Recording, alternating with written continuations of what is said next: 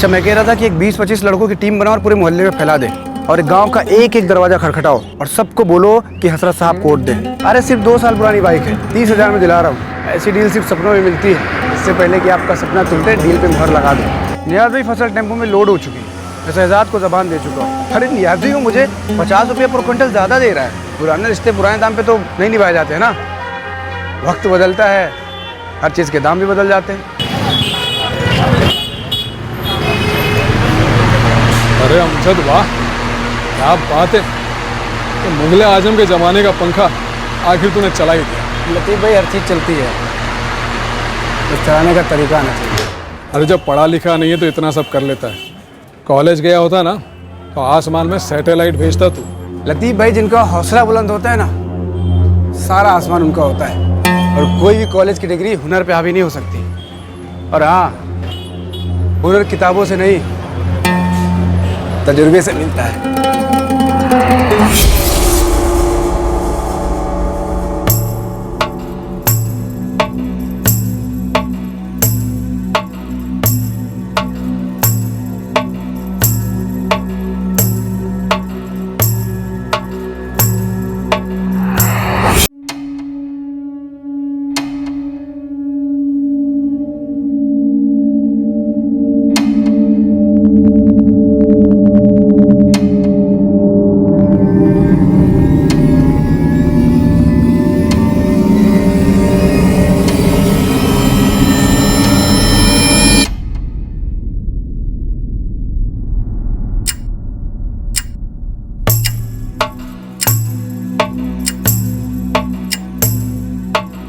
अमजद, आज इतवार को कहाँ जा रहे हो? मीना, घर से बाहर जाने के वक्त टोका मत करो, और वैसे भी 10 बज चुके।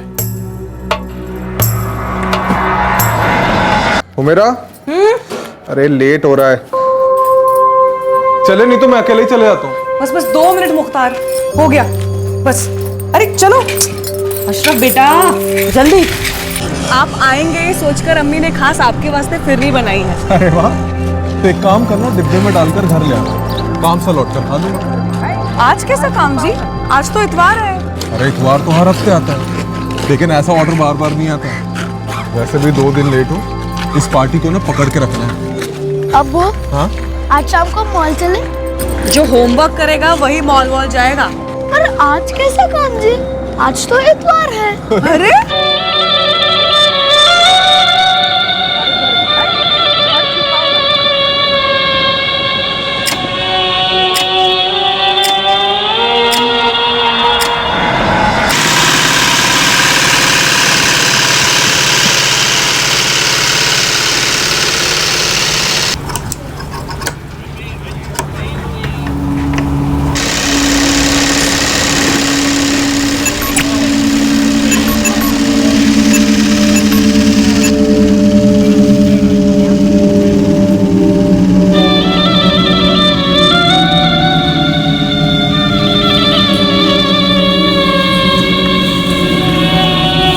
अस्सलामुअलैकुम अमजद भाई।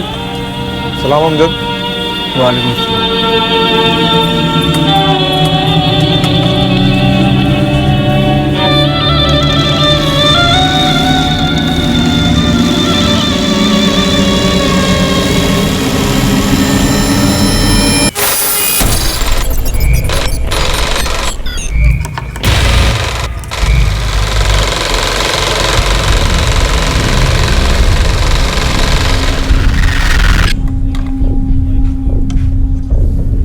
क्या हुआ अमजद भाई?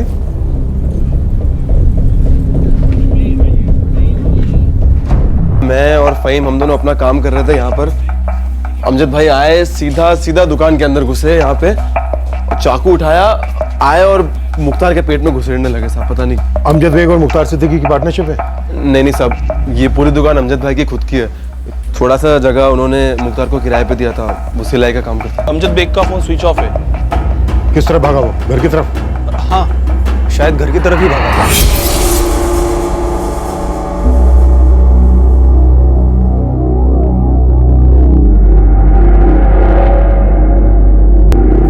देख मीना, जल्दी बता दे कहाँ भागा है तेरा शौहर अमजद बेग। मैडम मैं आपको पहले ही बोल चुकी हूँ, मुझे नहीं मालूम। मैंने उनसे पूछा भी था कि क्या हुआ, लेकिन उन्होंने मुझे कुछ नहीं बताया। बहुत बहुत परेशान लग रहे थे वो। मैडम खून लगे कपड़े अंदर है, अलमारी भी खुली पड़ी है।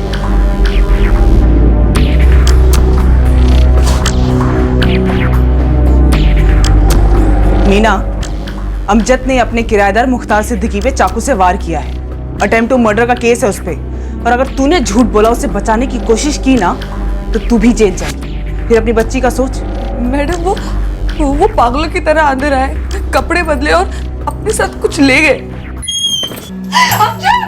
अमजद कुछ तो बोलो ना। अमजद क्या हुआ है? अमजद मैं कुछ पूछ रही हूँ तुमसे, कुछ तो बोलो मुझे, क्या कर रहे हो तुम? अमजद मैं कुछ पूछ रही हूँ तुमसे। अमजद क्या किया तुमने? कहाँ जा रहे हो तुम? पता नहीं। अमजद मेरी बात तो सुनो अमजद। और कुछ नहीं बताया। अभी मुझे आप लोगों से पता चला कि अमजद ने मुख्तार भाई को चाकू मार दिया। क्या प्रॉब्लम थी उन दोनों के बीच में? मुझे नहीं मालूम मैडम, अमजद ने मुझे कुछ नहीं बताया। मुश्ताक मर गया सर, 6-7 बार स्टेप किया था उसे। डॉक्टर ने बताया खून काफी बह गया था। अमजद बेग भी फरार है, फोन स्विच ऑफ है उसका। यहाँ सबके सामने स्टैपिंग हुई, लेकिन किसी को कुछ पता नहीं है कि अचानक क्या हुआ, क्यों स्टैपिंग की अमजद। सर अमजद के खून लगे कपड़े मिले उसके घर से। उसकी वाइफ मीना का कहना है कि उसे कुछ भी नहीं पता। अमजद बस घर आया, उसने कपड़े बदले और अपना सामान बांधा और निकल गया। और सर ये मीना ने उसकी एक फोटो भी दी है। रेड अलर्ट जारी कर दो अमजद की फोटो के साथ। हम टीम्स भेज रहे हैं पूरे मुंब्रा में, railway station, bus station, taxi stand, हर जगह।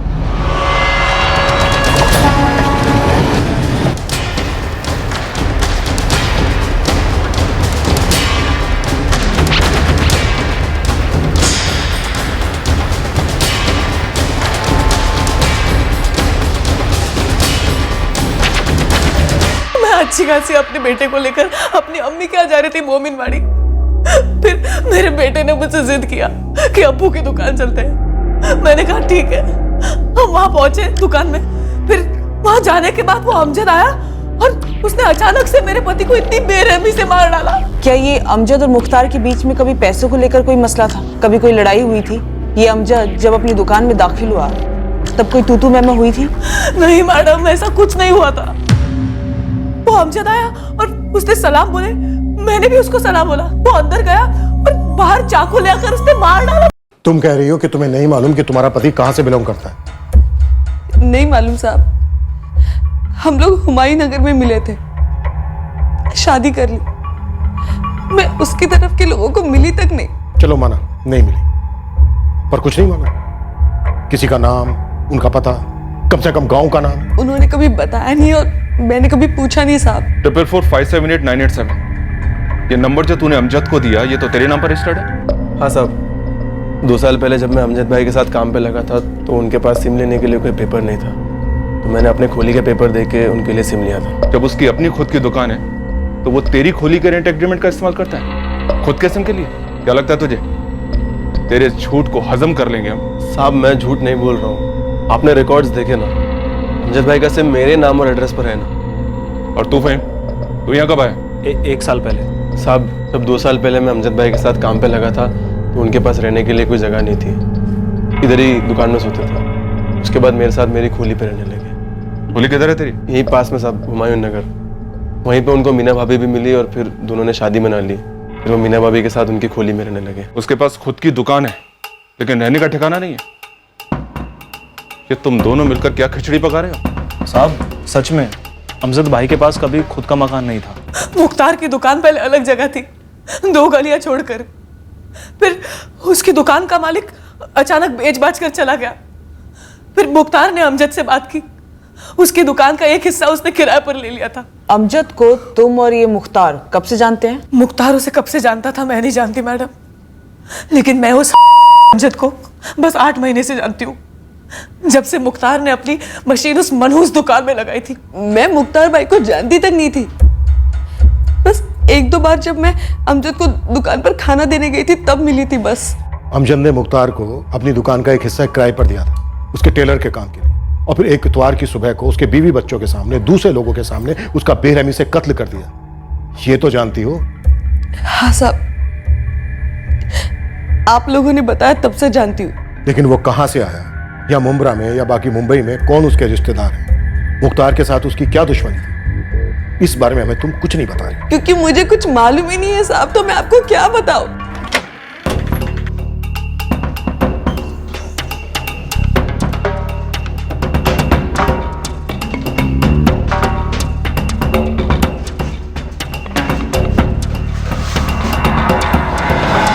अमजद भाई के रिश्तेदार? हमारा उनके साथ ऐसा कोई रिश्ता नहीं था साहब कि हम उनसे ये सब सवाल पूछें। या वो बताएं। कोई दूसरा नंबर है अमजद के पास? अभी है कि नहीं पता नहीं साहब, लेकिन 2 साल पहले जब मैंने उनको सिम ला के दिया था तब पहले से उनके पास एक फ़ोन था। क्या? थोड़ा जोर से बोला, आवाज़ नहीं आ रही। हाँ सब खैरियत है, वहाँ सब ठीक है ना? और वो पैसे मिले? वो वाला फोन नंबर नहीं है तेरे पास? नहीं है साहब, हमने कभी मांगा नहीं और उन्होंने हमें कभी दिया भी नहीं, कुछ ऐसी ज़रूरत ही नहीं पड़ी। साहब मुझे तो आज तक इस नंबर के बारे में नहीं पता था, अभी पता चला। साहब इस अमजद बेग के घर से तो कोई डॉक्यूमेंट्स नहीं मिले। दुकान के भी नहीं? नहीं सर। अब तू मुझे एक बात साफ बता, ये दुकान अमजद की ही खरीदी हुई है, उसकी खुद की है? हाँ साहब, ऐसे ही बोला था उन्होंने तो।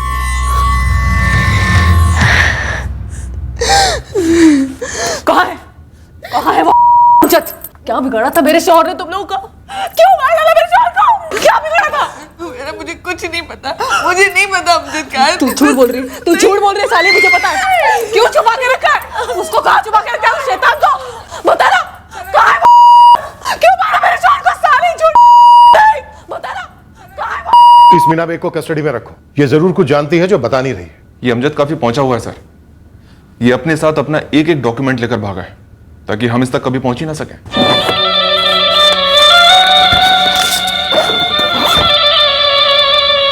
ये अटैक लगता तो है अचानक हुआ है, लेकिन अचानक कुछ नहीं हुआ है।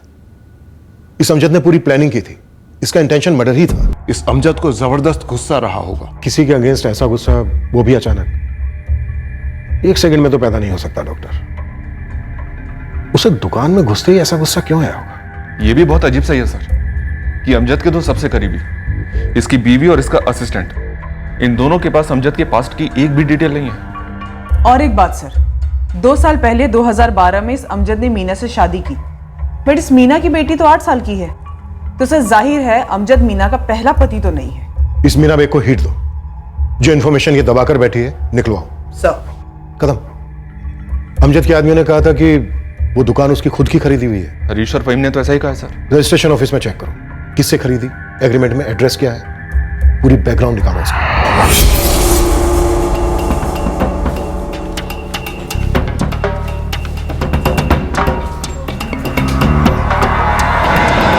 कदम साहब कुछ तो लोचा है यहाँ। वो तो है, अब आप कोई गुड न्यूज दो हमें। और साहब मुझे जो न्यूज मिले उससे मैं खुद हिल गया हूँ। दुकान किसी और के नाम पर है क्या? किसी के नाम पर नहीं है दुकान, पूरा कंस्ट्रक्शन गैर कानूनी है। मैंने सारे कागजात खंगाले और उस दुकान पर भी जाकर आया, उस दुकान का रजिस्ट्रेशन तो हुआ ही नहीं है।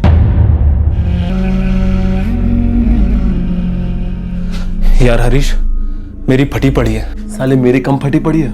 क्या होगा मेरा? मैं ना कहीं खिसक जाता हूँ। सोचना भी मत, तू खिसक गया तो मेरे तो बम्बू लग गए ना। चुपचाप इधर ही रहे, समझा? मीना, तेरा शौहर अमजद इलेक्ट्रिशियन है ना? हाँ। शुक्र है, कुछ तो जानती है। मैं बस इतना जानती हूँ कि अमजद का कोई परिवार है, बाकी मुझे कुछ नहीं मालूम। ना मैं कभी उनसे मिली, ना कभी कोई बात हुई। मतलब एक दिन अचानक से आसमान फटा और ये अमजद आके तेरी गोदी में गिर गया। कुछ ऐसा ही समझ लो मैडम, मेरी आँख की कसम खाती हूँ, मुझे कुछ नहीं मालूम। ये रिया तेरे पहले पति से है? हाँ। और अपने पहले पति को तूने अमजद के साथ मिलकर मार दिया? नहीं, ऐसा नहीं है। जब मैं अमजद को पहली बार मिली तब मेरा पहला शौहर बहुत बीमार रहता था।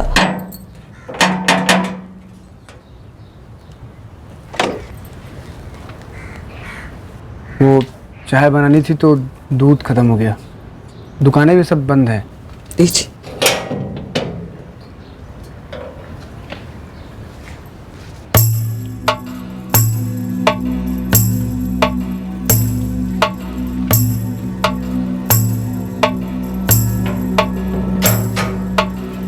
कल रात को भी ये आपके चीखने की आवाजें आ रही थी।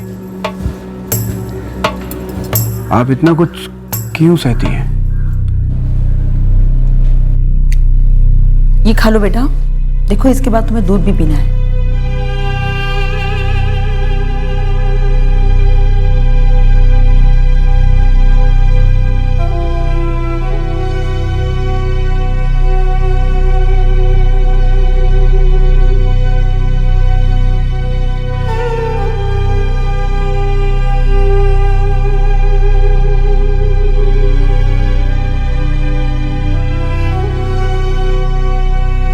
शराब पे इल्जाम लगा के कोई फायदा नहीं है मीना।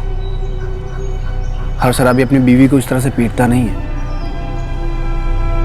और एक बात याद रखना, खुदा भी उसी की मदद करता है जो खुद की मदद करता है। तुम मेरी मजबूरी नहीं समझोगी। इंसान इतना भी मजबूर नहीं है मीना। मानता हूं रिश्ता बदला नहीं जा सकता है, लेकिन उस रिश्ते से निकला तो जा सकता है ना।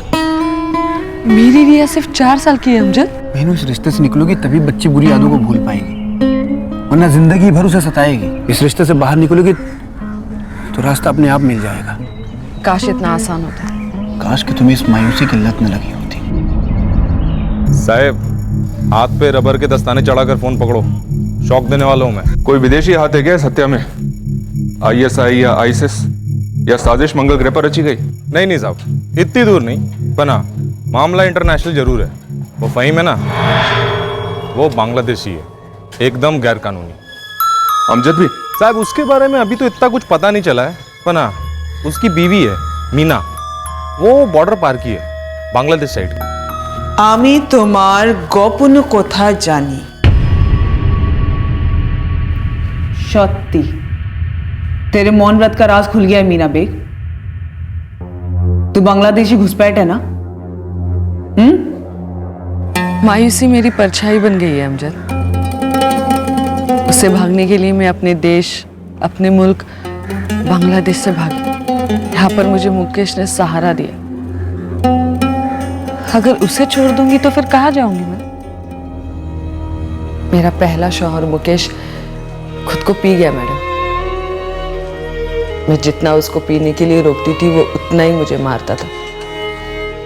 और फिर एक दिन उसके लीवर ने जवाब दे दी और वो चल बसा।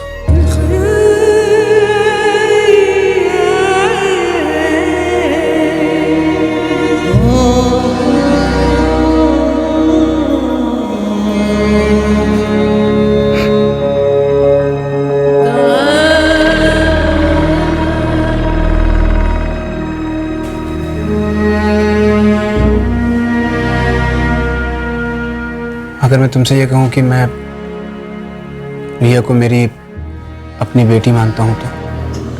अमजद, मैं खुद पर तरस खाती हूँ, इसका मतलब ये नहीं कि तुम भी मुझ पर तरस खाओ। तुमने कभी खुद से प्यार किया है? नहीं किया। एक बार करके देखो, जैसे मैं करता हूं प्यार तुमसे।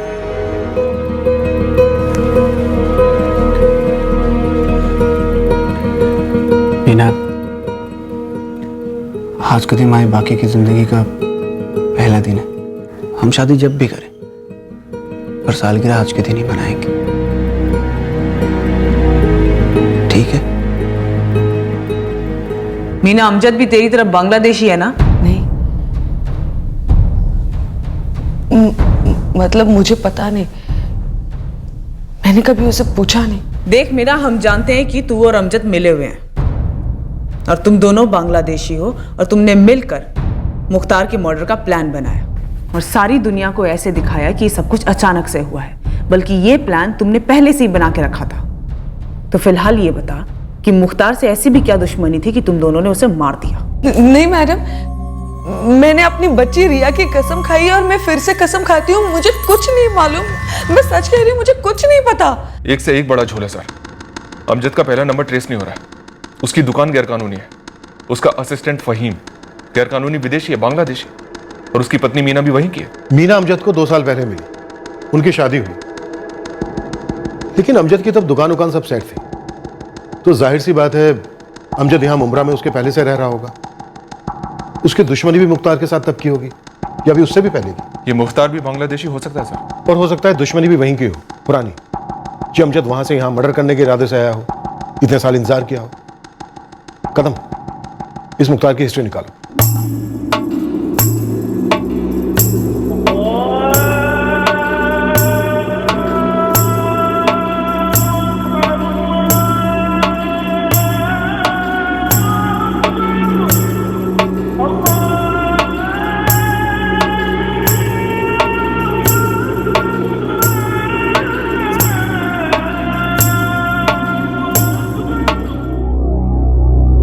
मुख्तार बांग्लादेश से? मैडम आप पागल हो गए लो क्या? हुमेरा, क्या तुम और मुख्तार, तुम दोनों भी बांग्लादेश से हो?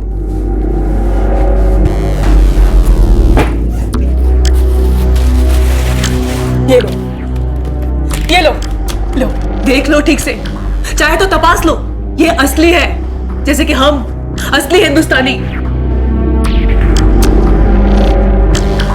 हो गई तसल्ली या आपको और भी कुछ चाहिए? मेरा एक सुबह अचानक से अमजद बेग ने आके ऐसे ही तुम्हारे पति को 7 बार चाकू से मार डाला। मैडम अगर मेरे को पहले ही पता होता तो क्या मैं अपने मर्द को उस अमजद की दुकान में अपनी मशीन लगाने देती? मुख्तार और अमजद एक दूसरे को कितने सालों से और कहां से जानते हैं? मैडम आप सच में पागल हो गई लिए क्या? हुमेरा, ऐसे ही कोई किसी को अचानक नहीं मार देता है बिना किसी कारण के। जरूर मुख्तार और अमजद के बीच में कुछ हुआ होगा और ऐसा हुआ होगा जो मुख्तार ने तुम्हें नहीं बताया होगा। अब ये सवाल ना आप मुख्तार से कर सकती है और ना मैं। तुम्हें सच में कुछ नहीं पता? मैडम अगर मेरे को रत्ती भर का भी शक होता ना कि उस अमजद के दिमाग में क्या शैतानी तूफान मच रही है तो मैं उसको लपक कर रोक लेती। सब कुछ इतने जल्दी इतने अचानक हो गया, कुछ समझ में ही नहीं आया। मैं वही के वही खड़ी रह गई। साहब, फहीम का मेरे को पहले से मालूम था। उसने बताया था कि वो बांग्लादेश से।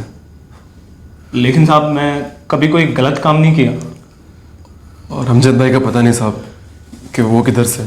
अमजद को तूने 2012 में ज्वाइन किया था। उसकी रिपेयरिंग की दुकान तो उससे पहले की रही होगी ना? हाँ साहब, लेकिन कभी पूछा नहीं, पूछने का कारण नहीं था।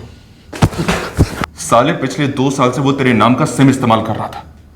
तेरे साथ खोली शेयर की उसने, तेरे मोहल्ले की औरत को अपनी पत्नी बनाया उसने, उसकी पहली शादी से बच्ची को अपनी बेटी माना।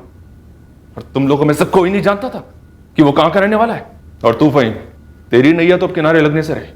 अब अगर तुझे आज के आज डिपोर्ट नहीं होना है ना तो मुझे साफ साफ पता, क्या ये अमजद भी बांग्लादेशी है? क्या वो अपना खूनी चेहरा छिपाने के लिए बांग्लादेश वापस लौट गया? नहीं पता साहब।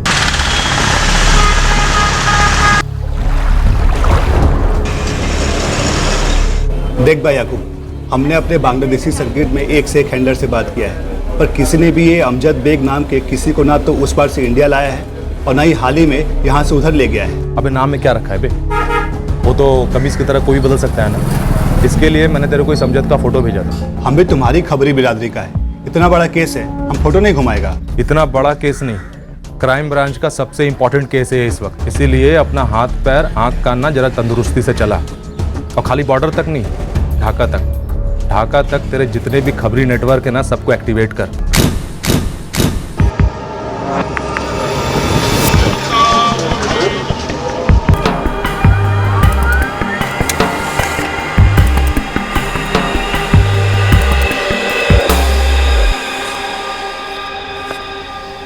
सब मोहल्ले में तो खामोशियां भी चीखती हैं। यकीनन किसी ने इस अमजद बेग और मुख्तार परिवार के बारे में कुछ नहीं सुना। आरती मायूसी की मूर्ति मीना एक नंबर की एक्टर लगती है मुझे। पता चले कि इसका मुख्तार के साथ कोई चक्कर था और इस वजह से अमजद का फ्यूज उड़ गया। सब मुख्तार की वीडियो हुमेरा भी कम ड्रामा क्वीन नहीं है, काफी चीख चिल्ला रही है, अमजद को गालियां दे रही है। सब पता चले इसका और अमजद का ही कोई चक्कर चल रहा हो और एक अरसे बाद दोनों का बसने का प्लान हो।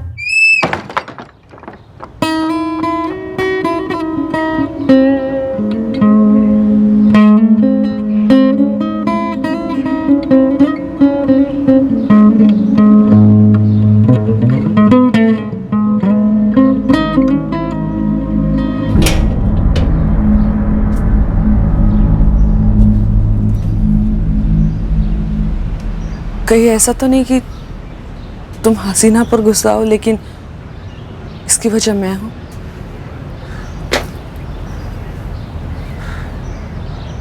बोझ बन गई हूँ मैं, तुम्हारे रास्ते का कांटा बन गई हूँ।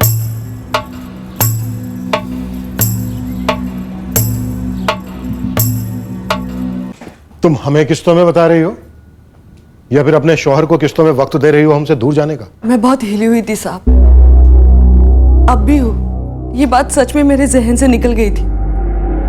अब अचानक से याद आई तो मैंने आपको बता दिया, लेकिन पता नहीं इस सब से उसका क्या ताल्लुक हो सकता है। अपनी बच्ची रिया की तुमने 2-2 बार कसम खाई कि तुम्हें कुछ नहीं पता, रिकॉर्ड जैसी बजती रही, पर हमें तुमने एक बार भी नहीं बताया कि अमजद की पहले शादी हुई थी और उसकी पत्नी को तुम जानती हो। रिया की झूठी कसम नहीं खाई थी मैडम, सच में जहन से निकल गया था। और मैंने सिर्फ सुना था कि अमजद पहले से ही शादीशुदा था और उसकी पहली बीवी का नाम हसीना है।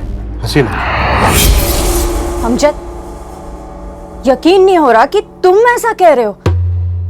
ऐसा लग रहा है जैसे कोई बुरा सपना हो। हसीना, महर की रकम मैं अदा कर दूंगा, उसकी फिक्र मत करो तुम। लेकिन ये मीना, कौन है ये मीना?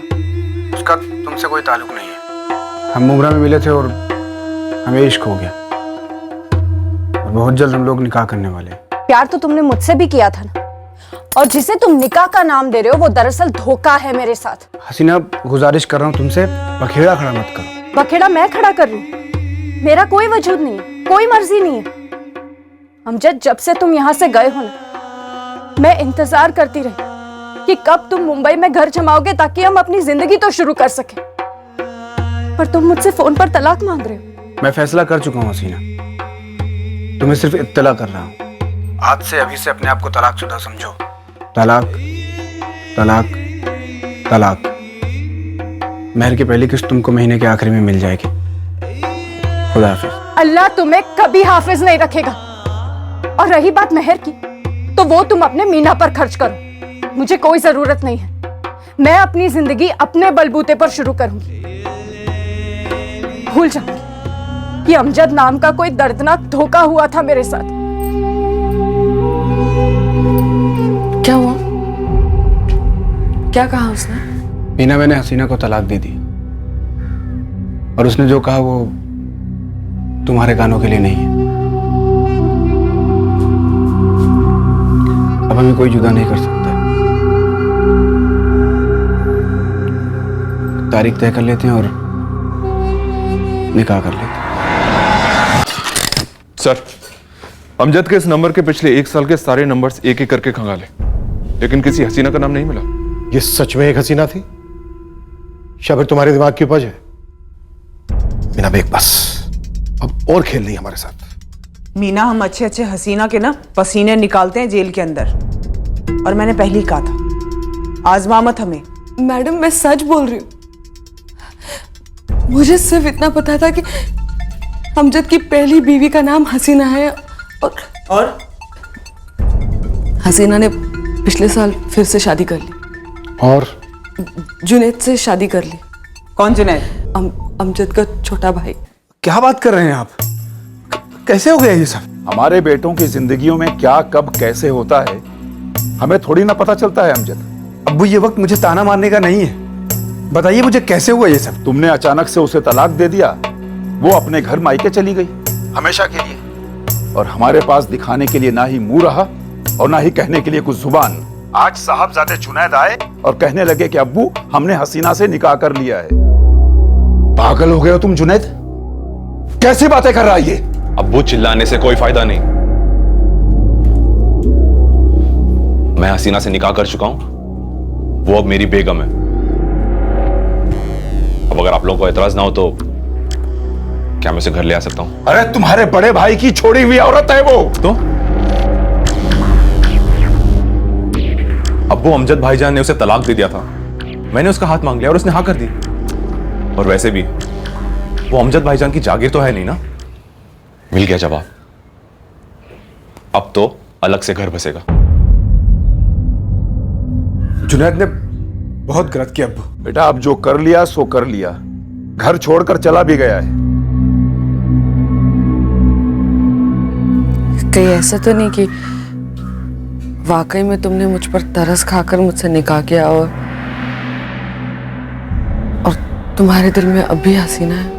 मेरे दिल में सिर्फ और सिर्फ तुम हो। मुझे फिक्र हो रही है मेरे भाई जुनैद की।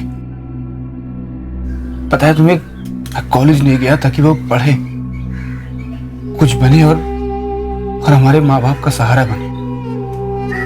लेकिन उस हसीना ने मुझसे बदला लेने के लिए मेरे जुनैद पे जादू टोना करवा दिया और उसे अपने वश में कर लिया। उसने बर्बाद कर दिया उसने हम सबको। सच? तुम्हें ऐसा लगता है कि तुम बर्बाद हो गए हो? मतलब मैं तुम्हारी जिंदगी में हूँ, हम एक नई जिंदगी शुरू कर चुके हैं, उसके कोई मायने नहीं है। ये सब 1 साल पहले हुआ? जी। कुछ दिन पहले तक तुम अपनी बच्ची की कस्में खा रही थी कि तुम्हें अमजद के अतीत के बारे में कुछ नहीं मालूम। फिर नाटक से धीरे धीरे पर्दा उठता है, हसीना का किरदार आता है, उसके बाद अमजद के अब्बू की एंट्री होती है और फिर हीरो का छोटा भाई जुनैद। और कितने किरदार आने बाकी हैं? लेखक कौन है इस नाटक का? डायरेक्टर कौन है? मुझे लगता है दोनों, हसीना और जुनैद। मीना मेमसा भी होंगे, क्योंकि अमजद के फोन रिकॉर्ड्स में ना तो किसी हसीना से बात दिखती है और ना ही किसी जुनैद से। साहब, मैं सच बोल रही हूँ। जुनैद हमेशा अपने घर वालों से दूसरे फोन से बात करता था। वही दूसरा फोन ना जिसका नंबर किसी के पास नहीं है। तो मीना मेमसा, इस कहानी की अगली किस्त आप कब देने वाली हो? अगले एपिसोड में क्या देखेंगे हम? मैंने इन लोगों के बारे में सिर्फ अमजद के मुंह से सुना था, जो मैंने आपको बता दिया है।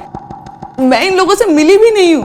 मैंने इन लोगों का सच आपको इसलिए बताया ताकि आप लोग अमजद को ढूंढ सके। ढूंढा उसे जाता है जो खो जाता है, जिसे गुमशुदा कहते हैं। तुम्हारा शौहर मुजरिम है, खूनी है, वो खोया नहीं है, फरार है। मुझे अब भी यकीन नहीं हो रहा है कि अमजद ऐसा कुछ कर सकता।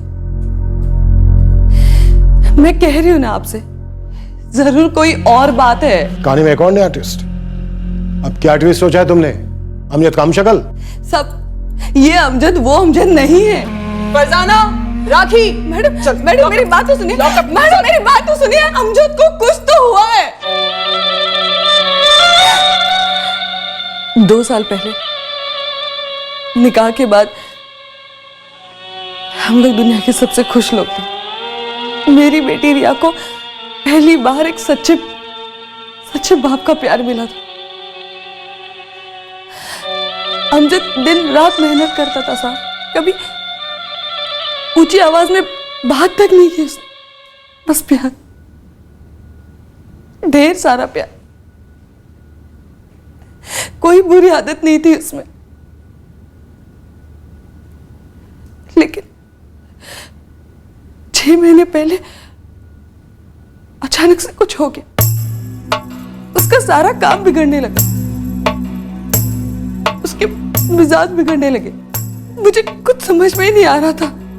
सब हाथ जोड़ती हूं, अमजद को ढूंढ लेंगे। मैं खुद जानना चाहती हूँ कि उसने ऐसा क्यों किया। मैं कह रही हूँ ना आपसे, ये अमजद वो अमजद नहीं है। ये अमजद वो अमजद नहीं है। एक और गोगली है। इस मीना के पीछे टीम तो लगा दी है सर, लेकिन अभी तक कुछ हाथ नहीं लगा है। बस एक उपन्यास सामने आया है जिसमें फैमिली ड्रामा भी है, थ्रिलर भी है और सस्पेंस भी है। मीना ने जो कुछ भी कहा, माना वो झूठ हो सकता है, पर सर उसने ये भी कहा कि इस अमजद का पिछले 6 महीने से काम अच्छा नहीं चल रहा था। पूरा डाउन है साहब। पहले कितना काम आता था, लेकिन पिछले 6 महीने से एकदम ही ठंडा पड़ा है। कोई खास वजह? अमजद भाई खुद एक से एक तगड़ी पार्टी को, पुराने ग्राहकों को काम के लिए मना करने लगे। नए ग्राहकों को तो दुकान पर खड़ा तक नहीं होने देते थे। एक मिनट मोहित भाई रुको।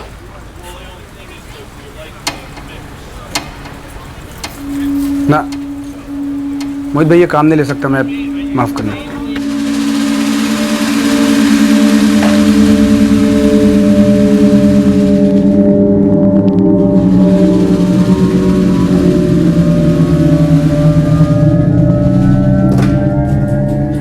भाई ये सीडी प्लेयर चल नहीं रहा, जरा चेक करो। खोल के देखना पड़ेगा। हाँ। मत खोल हरीश, नहीं बनेगा वो। ले जाओ भाई, माफ करना। अरे अमजद भाई एक बार खोल के तो देख लूं। ना बोला ना हरीश भाई, नहीं बनेगा, आप माफ करने ले जाए।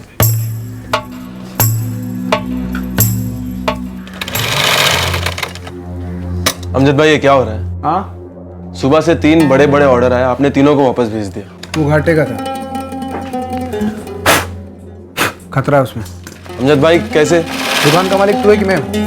आप ही हो अमजद। ए मुख्तार, अरे ये क्या तरीका है काम करने का?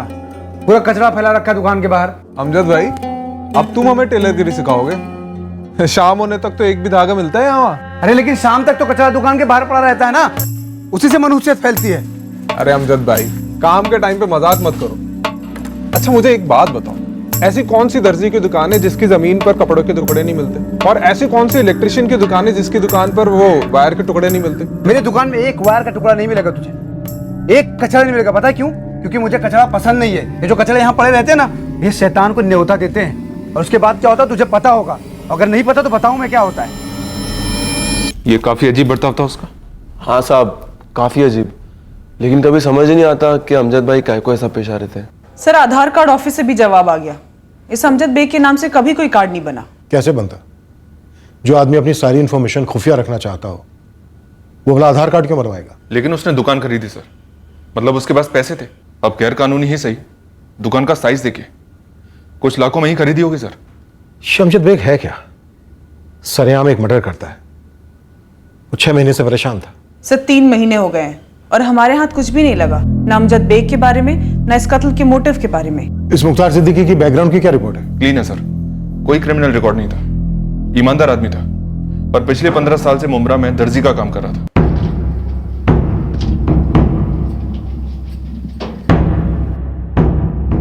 मीना बेग पर हमारी सर्विलेंस काफी समय तक चलती रही। हुमेरा सिद्दीकी भी हमारे शक के रडार पर थी। हमारी मॉनिटरिंग नॉन स्टॉप चलती रही।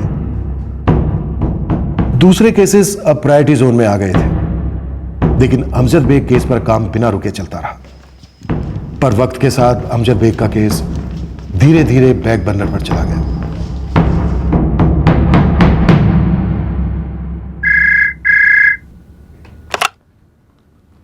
हेलो सर, आपने मैसेज छोड़ा था कॉल बैक करने के लिए। मेरे सामने अमजद बेग के केस की फाइल है। मुख्तार सिद्दीकी का मर्डर सस्पेक्ट अभी भी फरार है। 1.5 साल पुराना केस है। हमने कोई कसर नहीं छोड़ी थी, लेकिन अभी तक अमजद बेग ट्रेस नहीं हो पाया सर। केस की प्रोग्रेस रिपोर्ट पढ़ी है मैंने। बड़ा अजीबोगरीब केस है और किसी मोटिव का अनुमान भी नहीं है। मोटिव इसलिए सामने नहीं आया क्योंकि अमजद बेग सामने नहीं आया। लेकिन जोशी ये केस को ऐसे छोड़ तो नहीं सकते ना।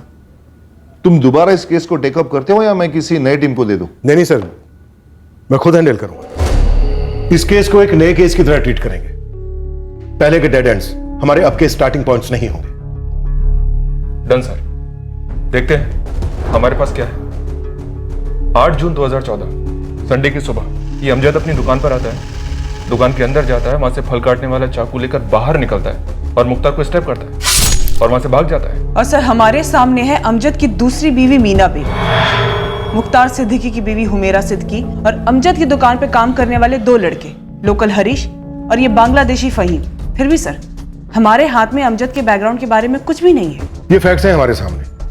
फिर ऐसी इंफॉर्मेशन भी हैं जिनका प्रूफ नहीं है, और वो ये कि अमजद की एक पहली बीवी थी हसीना बेग, जिसको उसने फोन पर तलाक दिया था, और उसका दूसरा नंबर जिससे वो बात करता था जो ट्रेसेबल नहीं है, और उसी फोन से उसने अपने अब्बू से बात की थी जब उसे यह पता चला था कि उसकी पहली पत्नी हसीना ने उसके छोटे भाई जुनैद से शादी कर ली, जिसको लेकर वो काफी परेशान हुआ था। उस वक्त इन इंफॉर्मेशन को हमने मनगढ़ंत माना था। अब अगर हम इसे सही मानकर चले तो भी वो कहानी रहती है, क्योंकि हमें अमजद के पेरेंट्स, उसके छोटे भाई, उसकी पहली बीवी हसीना के ठिकाने के बारे में कुछ नहीं मालूम। डीसीपी साहब के फोन आने के बाद मैंने इस केस की फाइल को कई बार पढ़ा, और मैंने यही समझा कि मीना के बयान को हमें निगेटिवली नहीं लेना चाहिए था। हाँ, उसने किश्तों में इंफॉर्मेशन दी, पर उस इंफॉर्मेशन के अलावा हमारे पास कुछ और नहीं था, और वो कहीं भागी नहीं, वहीं थी, अब भी वहीं। एक काम करते हैं, इस केस को एक नया केस मानकर चलते हैं, और ये पकड़कर चलते हैं कि मीना ने जो बयान दिया था वो सच था।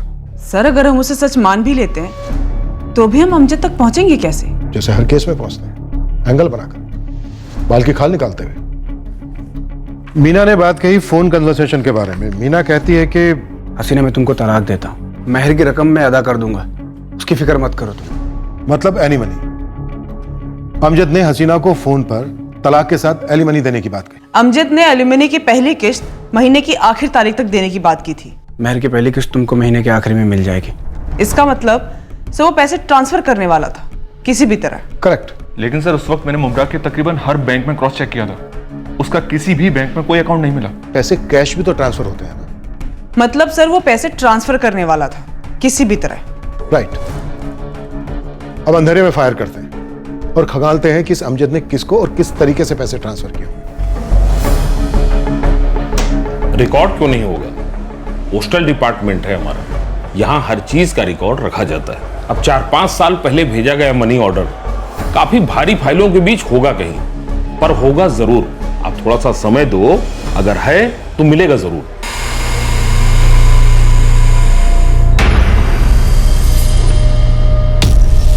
काफी छोटे रकम को ट्रांसफर करने वाले भी लोग होते हैं।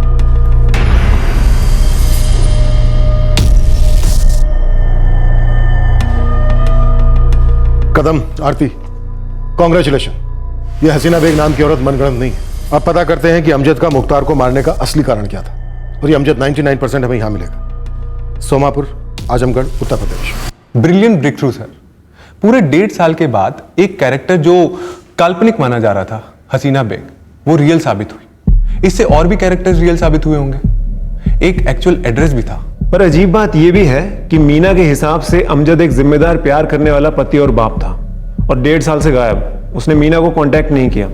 तो जब आप लोग यूपी आजमगढ़ पहुंचे, क्या आप लोग अमजद को वहां एक्सपेक्ट कर रहे थे? क्योंकि वहां भी रिश्ते काफी स्ट्रेन थे।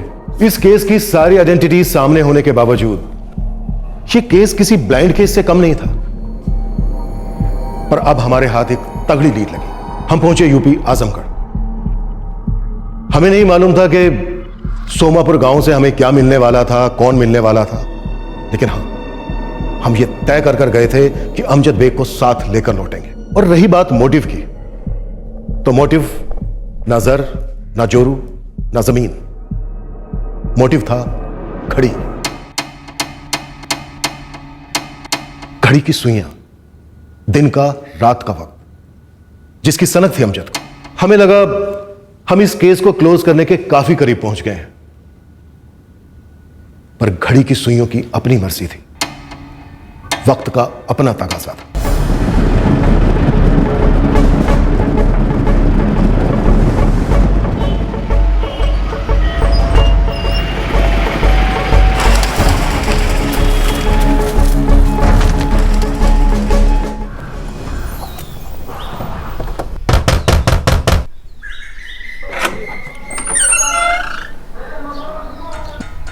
हमें नहीं पता अमजद कहाँ है। उससे बात किए हुए एक अरसा हो गया है। अमजद ने आखिरी बार फोन कब किया था? तारीख तो याद नहीं है, पर 1.5 साल से ऊपर हो गया होगा। हम अमजद को 1.5 साल पुराने मर्डर केस में ढूंढ रहे हैं। तौबा, ये क्या अनाप शनाप बोले जा रहे हैं आप? ये क्या कह रही हैं आप? हमें तो यकीन ही नहीं हो रहा है। यकीन तो हमें भी नहीं हो रहा है कि अमजद ने पिछले 1.5 साल में ना आप लोगों को फोन किया और ना आप लोगों से मिलने की कोशिश की। वो तो हम पता लगा ही लेंगे, लेकिन अगर इस बीच हमें पता चला कि आप लोगों ने हमसे कुछ भी छुपाया है या हमसे झूठ बोला है, तो यकीन मानिए आपकी बाकी की जिंदगी बद से बदतर हो जाएगी। जिंदगी और क्या बदतर होगी साहब।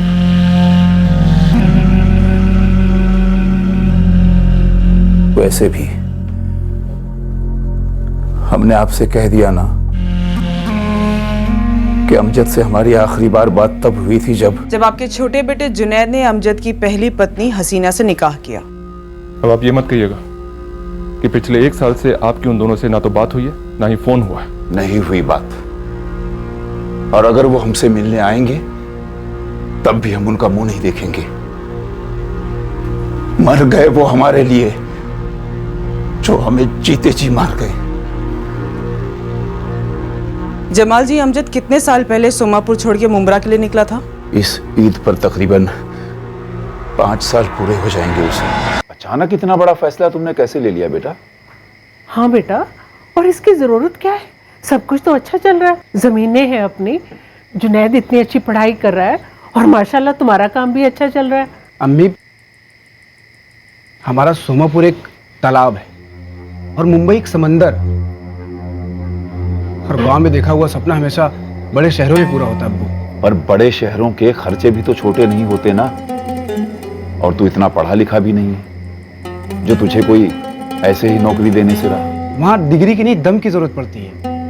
और मैं वहाँ नौकरी करने नहीं जा रहा हूँ, लोगों को नौकरी पे रखने जा रहा हूँ। बेटा, तुम्हारे हौसले पर हमें बिल्कुल शक नहीं, पर एक बार फिर भी सोच लो। कुछ फैसले एक बार सोचकर ही लिए जाते हैं अब्बू, और ये भी उनमें से एक है।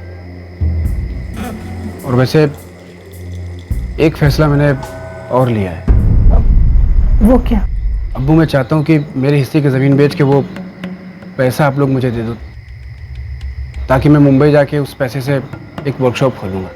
भाईजान, बहादुरी और बेवकूफ़ी, इसके बीच की लकीर ना बहुत पतली होती है। जुनैद, हाथ की लकीरों पे यकीन करने वाले लोग ना तो बहादुरी का नशा कर पाते हैं और न ही हार के कुछ सीख पाते हैं। भाईजान, ये सब बोलना बहुत आसान होता है, करना नहीं। फिर गलत छोटे, बोलना भी करना होता है और सोचना भी करना होता है। बस डरना ये जिंदगी में कभी नहीं करना होता है। हौसलों से भरा हुआ था हमारा अमजद जब वो यहां से मुंबई गया था। जैसा आप कह रही हैं, हमारा अमजद ऐसा कभी नहीं था। कम से कम आधा दर्जन लोग उस कत्ल के गवाह हैं जो आपके अमजद ने दिन दहाड़े किया था। किसी मुख्तार सिद्दीकी को जानते हैं आप दोनों? नहीं। अमजद का वो फोन नंबर दीजिए जिससे वो 1.5 साल पहले आप लोगों से बात करता था। 444871232। मुझे तो डाउट है कि ये नंबर ऑन भी होगा। और आरती, मुझे डाउट है कि अमजद के माँ बाप सच बोल रहे हैं। शरद जी, 8 जून 2014 को मुंबई में मर्डर करने के बाद क्या ये अमजद यहाँ आया था? उसके पहले मुंबई जाने में उसकी किसने मदद की थी? कौन था उसका मुंबई में? इन सारे सवालों के जवाब मुझे उसकी कुंडली के साथ चाहिए। निकालते हैं पूरी खबर पिछले 5-6 सालों की।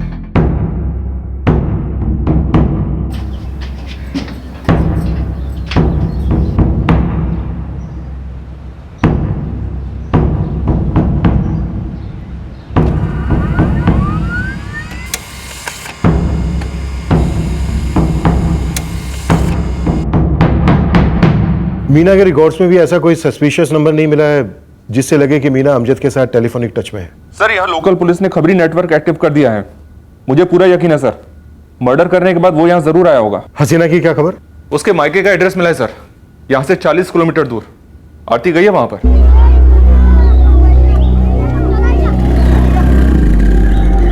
जी, अमजद का हसीना से क्या वास्ता? उनका तलाक होके तो अरसा हो गया। और आप इतनी दूर से हसीना को ढूंढने क्यों आए? मुंबई में एक दर्जी काम करता था, मुख्तार सिद्दीकी। क्या आप लोग जानते थे उसे? जी नहीं, मुंबई या फिर मुंब्रा के आसपास हमारा जान पहचान का कोई है ही नहीं। क्या हुआ इस आदमी को? अमजद ने उसका कत्ल कर दिया है। या अल्लाह। और 1.5 साल से फरार है। तो जाइए, अमजद को ढूंढिए। हमारी बच्ची हसीना को क्यों पूछ रही हैं? देखिए, जो हमें पूछना है वो हसीना से खुद पूछ लेंगे। आप हमें ये बताइए कि जुनैद और हसीना कहाँ रहते हैं? फोन नंबर दीजिए उसका। वो दोनों जोधपुर रहते हैं।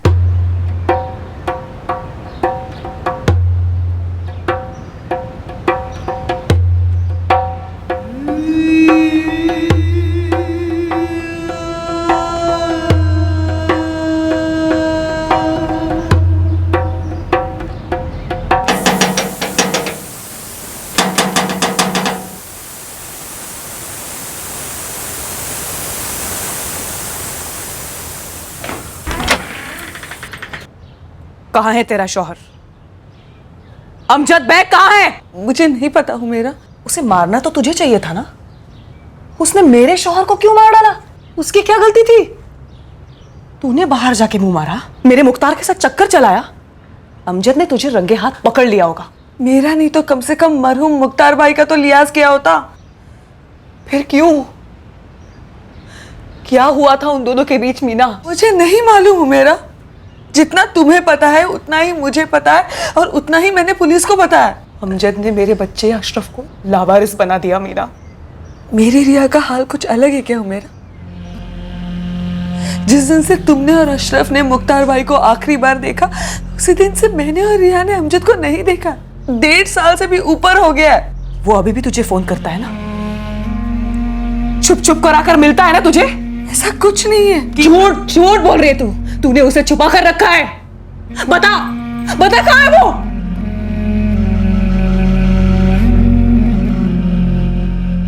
सर 4448711232 ये जो नंबर है ये अमजद बेग के नाम पे हमारे कंपनी से खरीदा तो गया था, पर 2014 से ये नंबर ऑपरेशनल नहीं है। 8 जून 2014 से बंद होगा।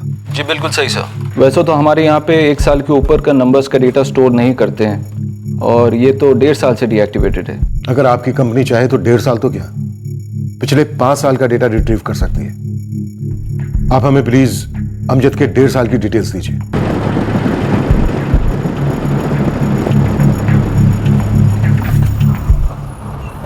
हाँ साहब, अमजद यहीं काम किया करता था, लेकिन जब से वो मुंबई गया है एक फ़ोन तक भी नहीं किया उसने। करीब 5 साल हो गए। पिछले 1.5 साल से फरार है वो। सुनी वो मर्डर वाली बात, ये बबलू ने बताई, लेकिन साहब सच बोलूं झूठ लगता है। नहीं मतलब ठीक है, पर अमजद खून करेगा नहीं साहब, दावे के साथ कह सकता हूँ। लेकिन मर्डर तो हुआ है लतीफ़, इसलिए तेरा ये दावा झूठा साबित होता है। जब तक अमजद सोमापुर में था, बंदे उसकी शिद्दत और ईमानदारी की मिसाल देते थे। पूरा बचपन देखा है साहब, और जवानी भी। कभी उसके मुंह से कोई गलत बात तक नहीं निकली। अमजद का जो ये कैरेक्टर सर्टिफिकेट हमें हर किसी से मिल रहा है ना, ये उस राज को और गहरा करता है जिसमें वो लिपटा है। अब तू हमें सिर्फ इतना बता, अमजद यहाँ से मुंबई बिना किसी सपोर्ट के इतने बड़े शहर में अकेले कैसे चला गया? कोई ना कोई तो होगा ना उसका मुंबई में। था ना साहब, और अमजद ने मुझे खुद बोला था कि वो यासीन के पास जा रहा है मुंबई। यासीन के यहाँ रुकोगे? हाँ फिलहाल तो यही प्लानिंग है, नौकरी का भी वही देखेगा बोला। वो किसी फैक्ट्री में काम करता है ना? हाँ, लेकिन उसका खुद का कमरा है वहाँ पे, और रुकने का इंतजाम भी वही है। यासीन के एक छोटे से कमरे में तुम और हसीना रहोगे कैसे? अरे कुछ तो लिहाज कर उसका। अरे नहीं, अभी मैं हसीना को लेके नहीं जा रहा हूँ, अभी तो मैं अकेले जाऊँगा। पहले वहाँ जाके अपना बड़ा सा महल बनाऊँगा, फिर हसीना को ले जाऊँगा। ये यासीन जिसने अमजद को मुंबई में रहने की जगह दी, यहीं सोमापुर का रहने वाला था? उसका पूरा खानदान यही होगा। यासीन दरअसल शक्करपुर का है, बगल का ही गांव है। करीब 9 साल पहले मुंबई गया था। हाँ, उसके अम्मी अब्बू यहीं रहते हैं, पर अब पता नहीं। तुम किसी मुख्तार को जानते हो? मुख्तार सिद्दीकी? नहीं तो। बबलू, इस यासीन की मुझे डिटेल्स चाहिए, और हो सके तो इसका नंबर भी निकालूंगा साहब। सर यूपी वाला अमजद का दूसरा नंबर जो है 4448711232, ये उसने ज्यादा यूज ही नहीं किया है। देखिए ना सर, ज्यादातर कॉल माँ बाप और पहली पत्नी हसीना को ही किए हैं।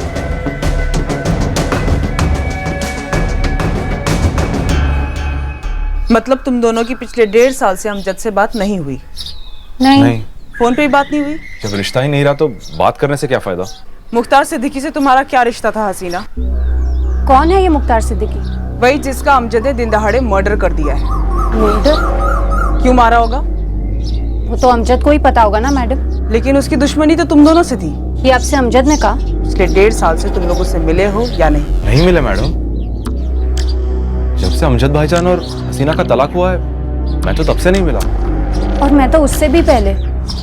आखिरी मुलाकात तब हुई थी जब वो मुंबई के लिए रवाना हुआ था। मैं रह लूंगी ना, कैसी भी हालत में रह लूंगी, बस तुम साथ रहो। अरे ऐसे कैसे किसी भी हालत में रख लेंगे तुमको?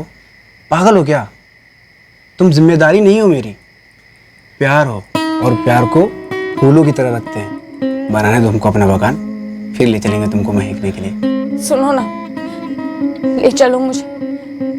मैं तुम्हारे बिना ऐसे अकेले कैसे रह पाऊंगी? तुम अकेले कहाँ हो? अम्मी है, अब्बू है, जुनैद है। टाइम यूं गुजर जाएगा तुमको पता ही नहीं चलेगा, और तुम मुंबई में होगी। अच्छा ठीक है,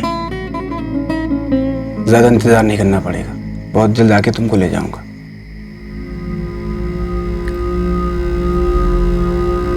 मैं इंतजार करती रही कि वो आएगा और मुझे मुंबई ले जाएगा। महीने के महीने पैसे जरूर भेजता था, पर कभी लेने नहीं आया। और फिर एक दिन अमजद ने मुझे फोन पर तलाक दे दी। और उसे ये बात हजम नहीं हुई कि तुमने उसी के छोटे भाई जुनैद से शादी कर ली। मैडम, तलाक अमजद ने दिया, उस मीना से निकाह उसने किया, और बुरे हम दोनों हो गए, जिसका इस सब से कोई ताल्लुक नहीं है। देखिए मैडम, हमारा यकीन कीजिए, हमारे निकाह के बाद से हमारा अमजद भाईजान से कोई लेना देना नहीं।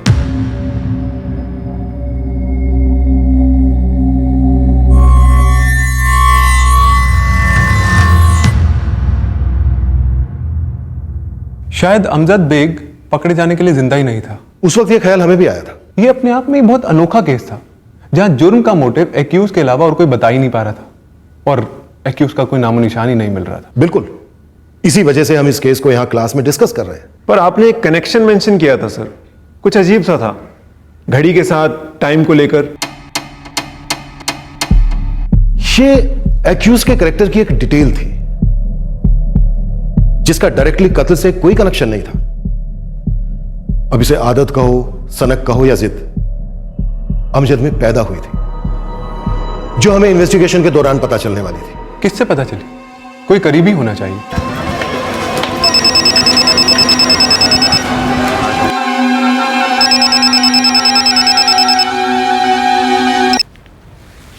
हेलो, यासीन शेख। हाँ जी बोल रहा हूँ। साहब आप पिछले 1.5 साल से अमजद को ढूंढ रहे हैं,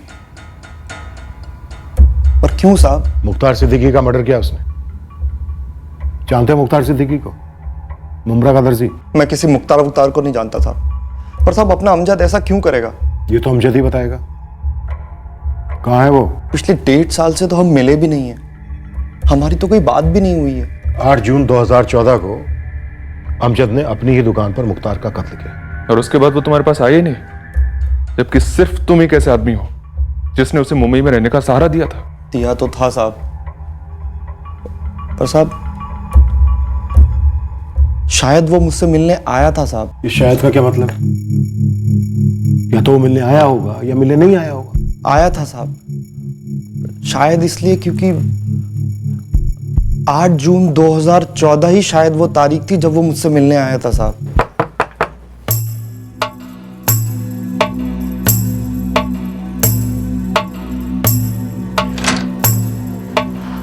अरे अमजद भाई साहब, आप आइए आइए, अंदर आइए। अस्सलाम वालेकुम। कमाल हो अमजद मियाँ, कमाल हो यार। पूरे 2 साल के बाद अपना चेहरा दिखा रहे हो, और वो भी इस तरह अचानक।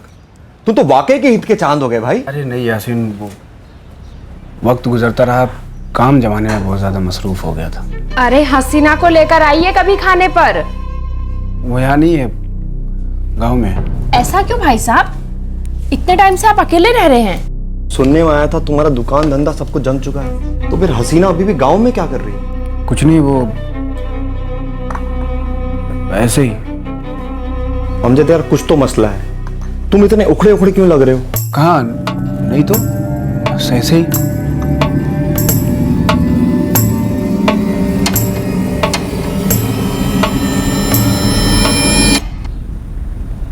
यासीन, अगर तुम्हें एतराज ना हो तो मैं आज यहीं रुक जाऊं? यार रुक जाओ, बिल्कुल रुक जाओ यार, लेकिन अमजद यार कुछ तो माजरा है। नहीं यासीन, ऐसा कोई मसला नहीं है। काफी अरसे बाद हम लोग मिल रहे हैं ना, तो शायद तुमको ऐसा लग रहा होगा। उसने मुझे कुछ नहीं बताया किसी मर्डर वर्डर के बारे में। उसने बताया नहीं या तुमने छुपाया? मैं ऐसा क्यों करूंगा मैडम? माना कि अमजद मेरे बगल के गांव का है, जब वो मुंबई आया था तो मैंने ही उसको सहारा दिया था, यहाँ तक कि अपनी फैक्ट्री में उसकी नौकरी भी लगवाई थी। फिर वो मुमरा कैसे शिफ्ट हुआ? साहब दरअसल किसी जमाने में मैं खुद मुमरा रहा करता था, अमजद को अपना खुद का धंधा करना था, तो मैंने उसको सलाह दी कि मुमरा में दुकान सस्ती मिलेंगी। गांव की जमीन बेचकर जो उसके पास पैसे थे, उससे उसने किसी बिलाल नाम के आदमी से दुकान खरीद ली। 2 साल ऐसे ही बीत गए, ना मिलना हुआ ना हमारी बातें हुई। यासीन, ये अमजद एक वांटेड क्रिमिनल है। हमने इसे कहां नहीं ढूंढा, सोमापुर, जोधपुर भी गए। इन सब के बारे में मुझे कुछ नहीं पता था साहब। किसी मीना बेग को जानते हो? नहीं मैडम। अमजद और कहां जा सकता है, कहां छिप सकता है? नहीं पता साहब। ठीक है, शुक्रिया साहब।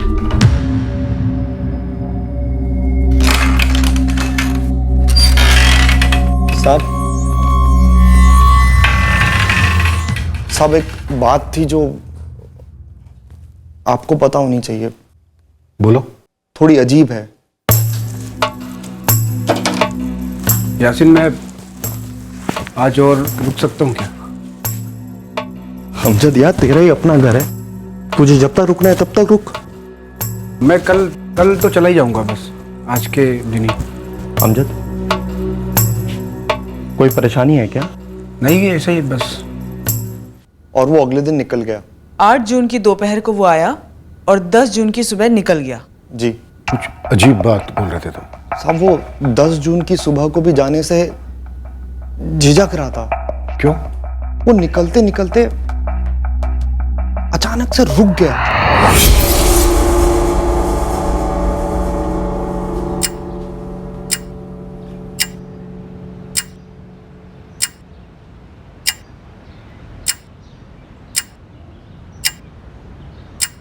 ये आपकी घड़ी सही है क्या? नहीं, मेरी घड़ी में 10 बजे और इसमें 10:05। अभी देखो 10:06 हो गई। होगी 5-6 मिनट आगे। मैं एक 5 मिनट रुक के चलूं? अमजद, इसमें पूछने की क्या बात है? बैठो। मैं एक चाय बना के ले आती हूँ। नहीं नहीं भाभी जी, आप चाय मत बनाइए। चाय बना के पीने में करीब 10 मिनट लग जाएगा और मैं 4 मिनट में निकलूंगा। और ठीक 4 मिनट के बाद वो चुपचाप चला गया। इस बर्ताव की कोई खास वजह? नहीं पता साहब, लेकिन साहब सब कुछ अजीब था। उसका अचानक से 2 साल बाद मेरे घर में आ जाना, वो भी बिना फोन किए। उसकी बातें, उसकी चुप्पी, उसकी हरकतें सब अजीब थी साहब।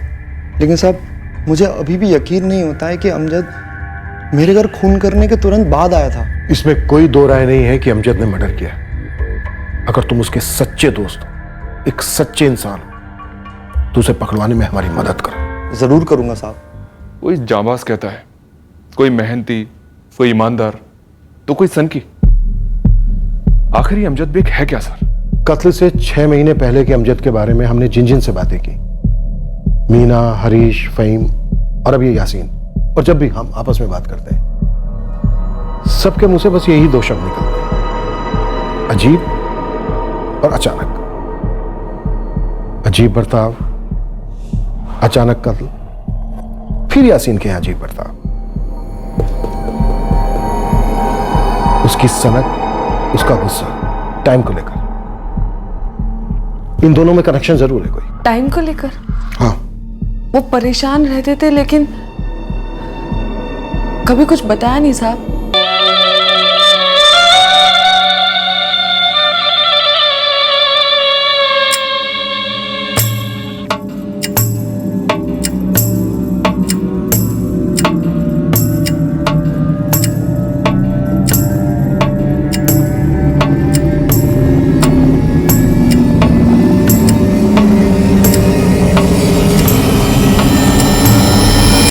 बार बार टाइम को देखते तो थे वो, बहुत परेशान रहते थे। उनका काम खराब होने लगा था। अक्सर पूरा पूरा दिन वो एक लफ्ज भी नहीं कहते थे। रात रात में उठकर ही खिड़की के पास बैठ जाते थे।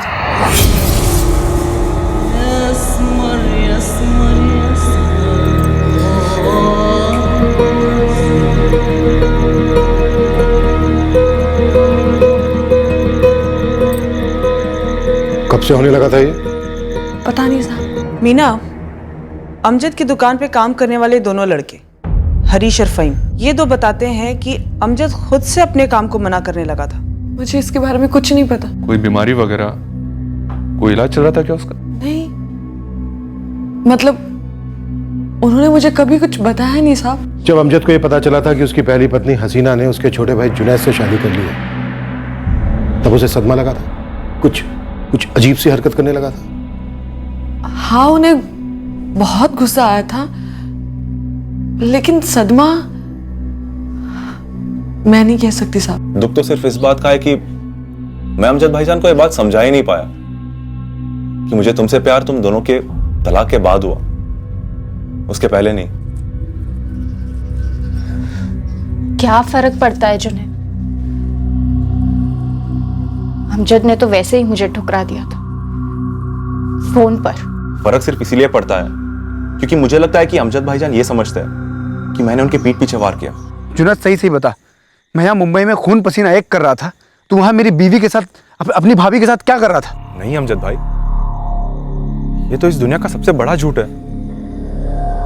अब दोनों का तलाक हुआ, उसके बाद मैंने उसकी तरफ एक औरत के नजरिए से देखा और तब जाके मुझे उससे इश्क हुआ। जुनैद, तू कॉलेज पढ़ा होगा, लेकिन बाकी लोग भी अंधे बहरे नहीं है। मुझे मालूम है उसके पहले से तुझ पे नजर थी और मेरी गैर मौजूदगी में तू भी उससे नजर मिलाता था। आपकी नजर इतनी गंदी और घटिया हो सकती है कि मैंने कभी नहीं सोचा था। खैर, आपको क्या फर्क पड़ता है कि हसीना ने किससे निकाह किया और क्यों किया? आपने सबसे पहले उससे शादी तोड़ी, उसे छोड़ दिया, उसे ठुकरा दिया, उसके बाद किसी और लड़की से निकाह की, तो फिर आपको क्या हक बनता है ये सब सवाल पूछने का? मेरे भाई, मैं हक हसीना पे नहीं, अपने भाई पे जता रहा हूँ। हसीना ने तुमसे शादी करके तुमको फंसाया है मुझे जलाने के लिए, और तुमने उससे शादी करके बहुत बड़ी बेवकूफ़ी की। हाँ, की मैंने बेवकूफ़ी, लेकिन आपने उसे ठुकरा कर उसके साथ बेवफाई की थी। अब आप ही बताइए, गुनाह क्या होता है, बेवकूफ़ी या फिर बेवफाई? अबे अम्मी अब्बू की इज्जत उछालना, उनका पढ़ा लिखा सहारा बनने के बजाय उनसे अलग हो जाना, ये बेवकूफ़ी है कि गुनाह है? अमजद ने मुझे छोड़ा, तुमने मेरे लिए अपने अम्मी अब्बू को छोड़ा, हम दोनों ने अपना गांव छोड़ा। ये सारी बातें अब पीछे छूट चुकी है, हमें आगे देखना चाहिए। क्या अमजद भाईजान ने हमारी वजह से कत्ल किया होगा? जुनैद, उसने जो किया वो उसका भुगतेगा, और उसे भुगतना भी चाहिए। हमें उससे क्या लेना देना। शबाना,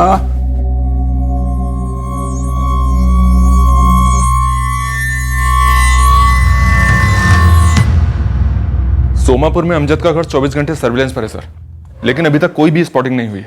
अमजद के माँ बाप के फोन रिकॉर्ड्स? उन दोनों के फोन भी सर्विलेंस पर हैं। पिछले 6 महीने में उन दोनों के फोन पर मुंबई के अलग अलग पीसीओ से कई कॉल्स गए।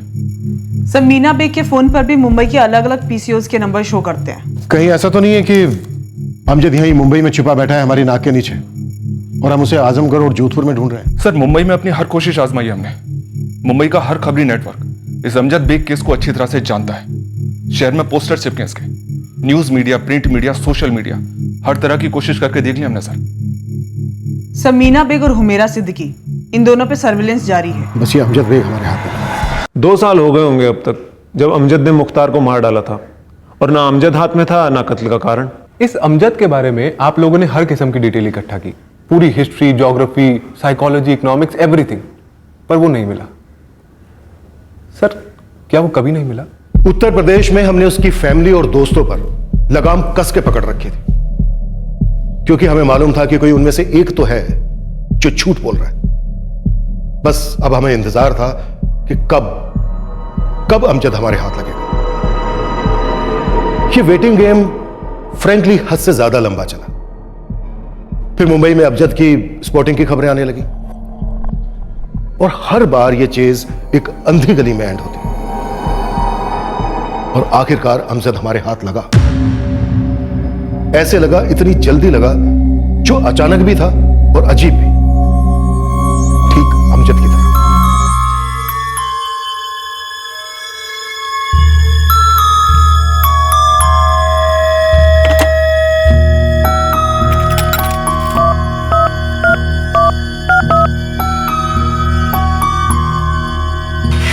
सर, मलाड ईस्ट का कोई पीसीओ था? मलाड ईस्ट? मलाड ईस्ट में वो कहाँ हो सकता है? कौन है वहां? पता नहीं साहब, उसने कुछ बताया नहीं, बस इतना कहा कि वो थक गया है। हेलो यासीन। अमजद? यासीन, मैं थक गया हूँ यार। तू है कहाँ अमजद? यासीन, मेरी मदद करो भाई, मुझे मालूम है कि पुलिस मुझे ढूंढ रही है, और तुम्हें भी पता होगा कि मैंने कितना बड़ा गुनाह किया है। ऐसा क्यों किया अमजद तुमने? यासीन, पुलिस मेरी खाल उधेड़ देगी ना। पुलिस तुम्हें पिछले 2 सालों से ढूंढ रही है, तुम सरेंडर कर दो, वो लोग तुम्हें छुएंगे भी नहीं। सर, हमने मलाड ईस्ट के उस पीसीओ के आसपास अपने आदमी लगा दिए। अगर बाई चांस अमजद वहां लौटा तो मलाड ईस्ट की खबरों को भी एक्टिव कर दिया है। यासीन, देखो, उसने तुमसे कांटेक्ट किया है, मतलब भरोसा करता है तुम पर, वो तुमसे दोबारा भी कांटेक्ट करेगा। ओके? जी साहब। और साहब, इस बार मैं उसका पता लगा कर रहूंगा। अभी तुम जा सकते हो।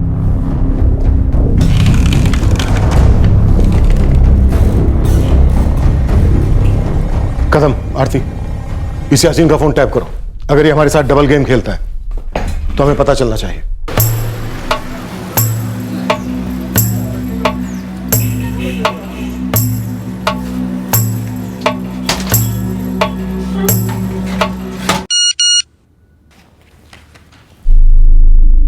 आरती, मुंबई के ही किसी पीसीओ से कॉल है, यासीन के सेल पर बज रहा है। इस पीसीओ का लोकेशन पता करो। देख अमजद, पुलिस अब मेरे पीछे पड़ गई है। वो अच्छी तरह से जानती है कि तुम मेरे दोस्त हो।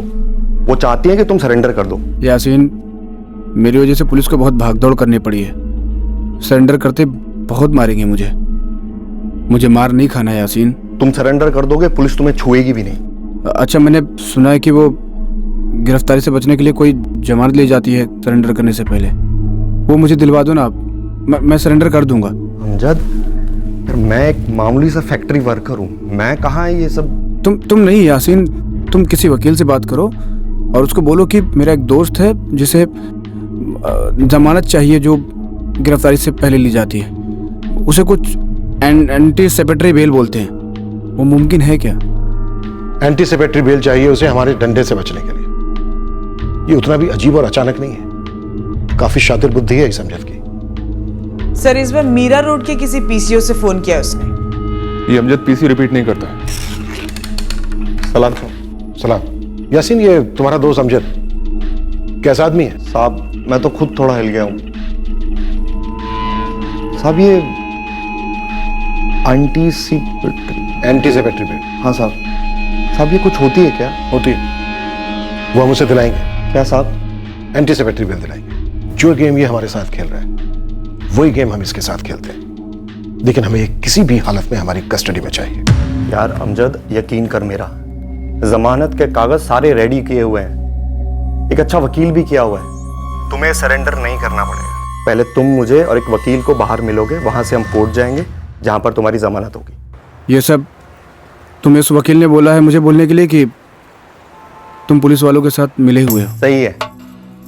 पहले मुझसे मदद मांगते हो, फिर मेरे इरादों पर शक करते हो। नहीं यासीन, ऐसी कोई बात नहीं है। सर, इस बार नाला सुपारा से फोन था, पूरे शहर भर से फोन कर रहा है ये। अमजद, इसके अलावा तुम्हारे पास और कोई चारा नहीं है। सरेंडर कर दो, इससे तुम्हारी जिंदगी तो बचेगी, साथ में मेरी जिंदगी भी आसान हो जाएगी, जो इस वक्त मुश्किल में है तुम्हारी वजह से। अमजद, फोन पे हो? परसों मिलूंगा 2 बजे। कहाँ? Thane railway station, platform number 1। Sir, team के पहुंचने से पहले ही अमजद भाग गया। लगता नहीं कि फिर से वो उस पीसीओ पे मिलेगा। उसने परसों थाने स्टेशन आने के लिए कहा है सर, और इस वक्त हमारे पास उसकी बात पर भरोसा करने के अलावा और कोई चारा है भी नहीं। भरोसा करते हैं उस पर, और इस यासीन पर भी नजर रखते हैं।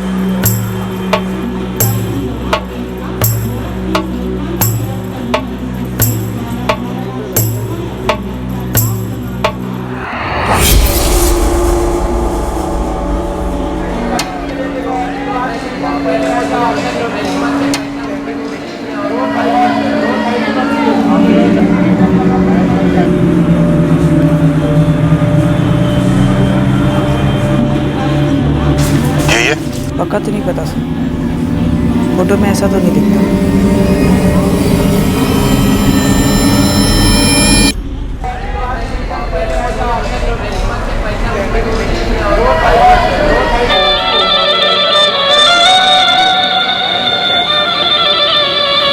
अमजद, अमजद,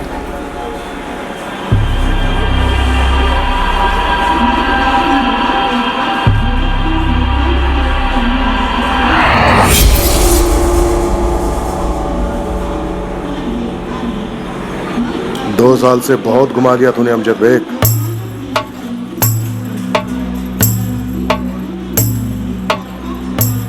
अरे कौन है आप लोग? अरे छोड़ो मुझे। अरे मैं कोई अमजद नहीं हूं मेरे भाई, आपको कोई गलत फहमी हुई है। सर, ये तो वही पुराना रंगर है कि अमजद नहीं है। सब बेसुरे को थोड़ा सुर में गवाते हैं, सब याद आ जाएगा। मेरी याद को कुछ नहीं हुआ है। मैं बोल रहा हूं मैं अमजद नहीं हूं। आप लोग को यकीन क्यों नहीं हो रहा है? तो फिर कौन है तू? दीपक सिंह नाम है मेरा। तो यासीन कौन है? महेंद्र सिंह धोनी?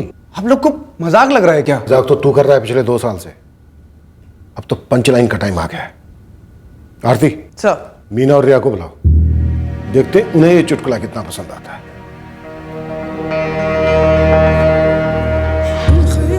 रुको। अमजद बेग, मुख्तार सिद्दीकी को क्यों मारा तूने?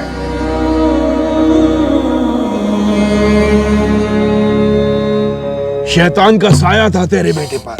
बाबा मेरा एक ही बेटा था, बड़ी मन्नत था उसको मांगा था, उसकी भी मौत हो गई बाबा, सब कुछ खत्म हो गया बाबा। मालूम है बेटा, ये सब तेरे अपनों को किया कराया था बेटा। मैं क्या करूं बाबा, कोई तो उपाय होगा बाबा। अल्लाह उनको सबक देगा। क्या?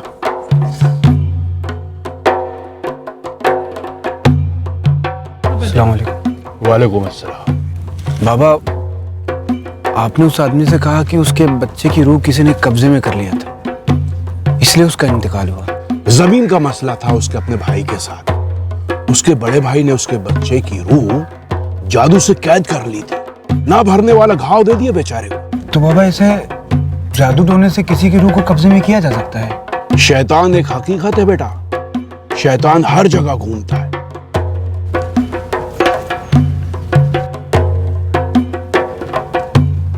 तुझे भी घाव दिया है शैतान ने। मसला मैं समझ गया, पहले तुम अपनी जुबानी बताओ, फिर मैं बताऊंगा कि उस मसले का तोड़ क्या है।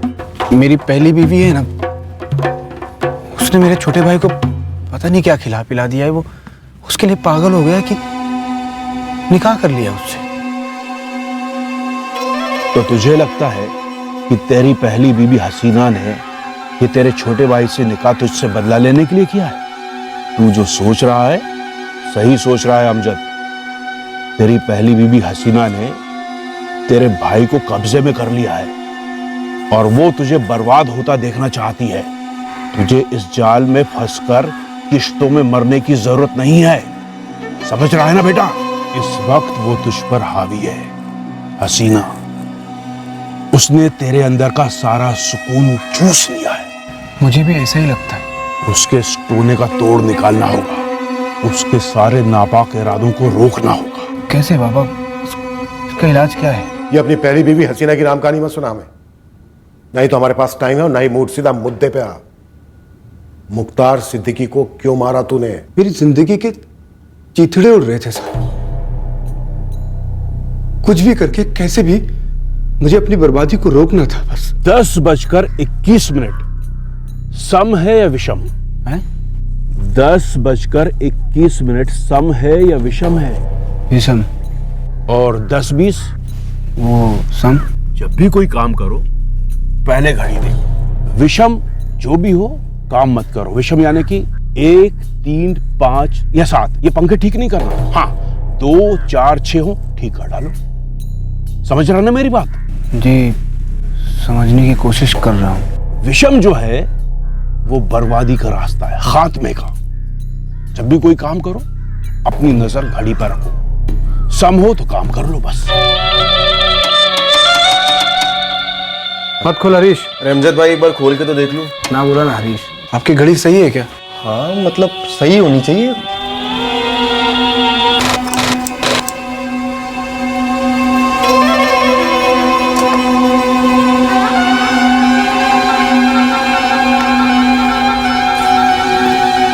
अमजद भाई वो कुछ बात करनी थी आपसे प्राइवेट में। बस 4 मिनट रुक, 12 बजेंगे तो बात करूंगा। अमजद भाई क्या हो गया आपको?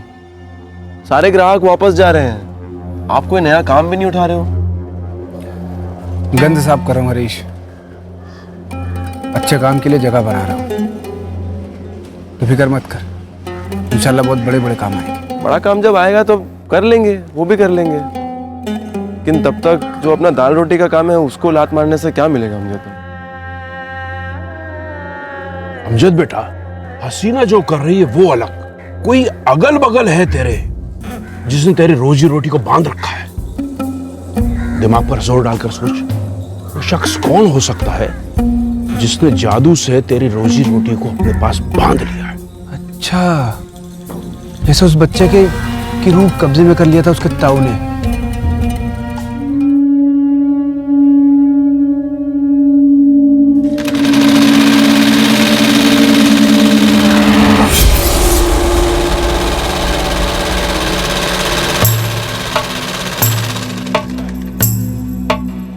ये क्या है? ये क्या बदतमीजी है मुख्तार? तो अमजद भाई, ये यहाँ क्यों फेंका? अरे मैंने नहीं फेंका, और मैं क्यों फेंकूंगा ये? तूने फेंका तो कैसे आ गया ये? अब अपने आप आ गया क्या? अमजद मियां, नशा वशा तो नहीं करने लगे आजकल? अरे ये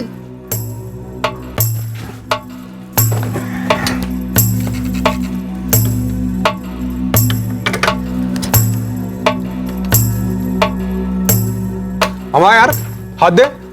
ये कोई फेंकी थोड़ी जाती है, उड़ जाती है, गिर जाती है, और रात में बंद करते समय सारा का सारा समेट लेता हूँ, एक भी धागा नहीं मिलता है। तो ये सब क्या है? देख, अपनी आंखों से देख ना। ये सुबह से लेकर शाम तक ये दुकान के दरवाजे भी पड़ा रहता है। ये मनहूसियत है। ये तेरे को एक चीज नहीं पता तो जान ले, ये सब कूड़ा करकट जहाँ होता है ना, वहाँ बरकत नहीं आती, शैतान आता है। क्या बकवास कर रहे हो? दुकान की बरकत बांध रखी, मनहूसियत फैला के। अच्छा ये शैतान है ना, ये शैतान है ना, तो मेरा धंधा क्यों अच्छा चल रहा है बता? तो आपसे इस दुकान का भाड़ा तू 5,000 देगा, वरना अपना सामान समेट और निकल यहाँ से। ये क्या जाती है?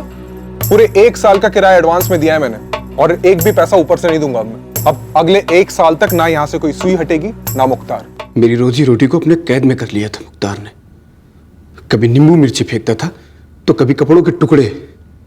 पूरी मनहूसियत फैला के रखी थी, और वो मनहूसियत मेरे दिलो दिमाग पे हावी हो रहा था साहब। और अपनी पहली बीवी हसीना का गुस्सा तूने बेकसूर मुख्तार सिद्दीकी पर निकाल दिया। नहीं साहब, बहुत ही चालाकी से मेरे सारा काम को अपने जेब में रख रहा था।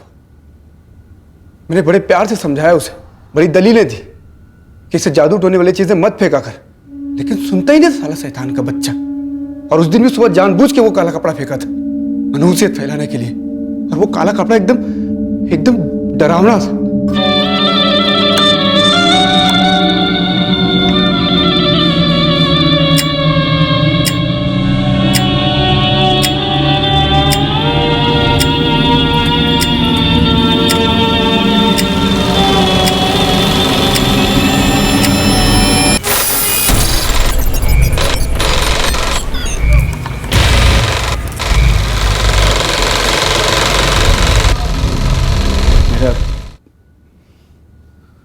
सर घूम गया और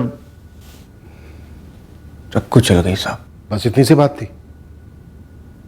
इसके अलावा तेरी कोई दुश्मनी नहीं थी मुख्तार से? वो मुझसे भूल हो गई साहब। कहाँ था 2 साल? 2 साल कहाँ था? यही था मुंबई में, छोटा मोटा काम पकड़ता था और 2-2 महीने पे छोड़ देता था। कभी कभार गांव भी जाता था, अब्बू को गांव के बाहर बुला के उनसे मुलाकात कर लेता था। बस दिन रात एक ही बात सताती थी कि आज पकड़ा जाऊंगा, आज पकड़ा जाऊंगा। और तेरी बीवी मीना और बेटी रिया, उनका ख्याल नहीं आया कि क्या होगा उनका अब? ख्याल आया मैडम, बहुत ख्याल आता था। इसलिए मीना से कभी कभार फोन पे बात करता था, लेकिन मिलने की हिम्मत नहीं जुटा पाया कभी। उसने मुझे कभी नहीं बताया कि उसने मुख्तार भाई को क्यों मार डाला। तुमने भी हमें नहीं बताया कि अमजद तुम्हें पीसीओ से फोन क्या करता था। पता है, तुम पर भी चार्ज लग सकता है, एक खूनी को पुलिस से बचाने के लिए। आपके लिए वो सिर्फ एक खूनी है, लेकिन मेरे लिए वो मेरे शौहर है, मेरे बच्ची के बाप। और वो जब भी फोन करते ना, मैं उनसे यही कहती कि अपने आप को पुलिस के हवाले कर दो, जो भी सजा मिले उसे भुगत लो, हम जेल में मिलने आएंगे। ऐसे डर डर के मर मर के जीने का क्या फायदा?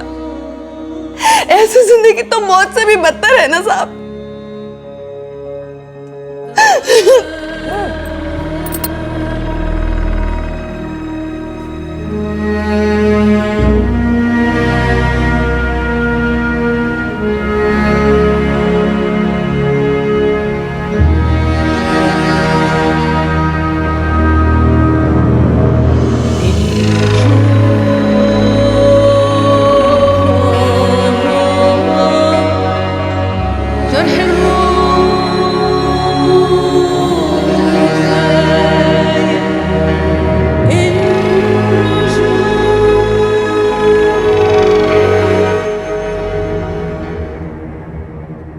उस बाबा को हमने काफी खोजा, पर अभी तक हाथ नहीं लगा है। क्यों जाते हैं ऐसे ढोंगी बाबा के पास लोग? एक मसले का हल निकलना तो दूर, ये लोग तो सिचुएशन को और कॉम्प्लिकेट कर देते हैं, और नतीजा एक वहम, एक डिस्टर्ब्ड माइंड में प्लांट किया गया, उसमें और आग लगाई गई, और एक बेगुनाह इंसान मुख्तार बेवजह मारा गया। इस कत्ल का कारण अगर कोई पेपर पर पुट डाउन करे तो क्या लिखे? वहम, मेंटल प्रॉब्लम, जबकि विक्टिम और अक्यूज में से किसी की भी कोई क्रिमिनल हिस्ट्री नहीं थी। दोनों ही मेहनती लोग थे और अपनी अपनी फैमिलीज के लिए बेहतर जिंदगी बना रहे थे। ये इस केस का एक दुखद पहलू तो है, पर ऐसा कोई पहली बार नहीं हुआ है। हमने कई ऐसे केसेस देखे हैं जहां पर नॉर्मल मेंटली स्टेबल लोग अपनी जिंदगी के किसी प्रेशर में आकर इन पाखंडियों के विक्टिम्स बन जाते हैं, उनके हाथों की कठपुतली बन जाते हैं। ये विक्टिम्स अपनी चेतना, अपने लॉजिक एक तरफ होने देते हैं और पूरी तरह से बेमतलब वहमों को पालते हैं इस उम्मीद में कि इससे उनके तनाव भरे मसले हल हो जाएंगे। ऐसे पाखंडियों के खिलाफ सख्त कानून तो है, पर उनके विक्टिम्स का क्या करें, जिन पर कानून की नहीं बल्कि इन अंधश्रद्धाओं की हुकूमत चलती है। इस तरह के और भी एपिसोड देखने के लिए हमारे चैनल को सब्सक्राइब करें और बेल आइकन दबाना ना भूलें।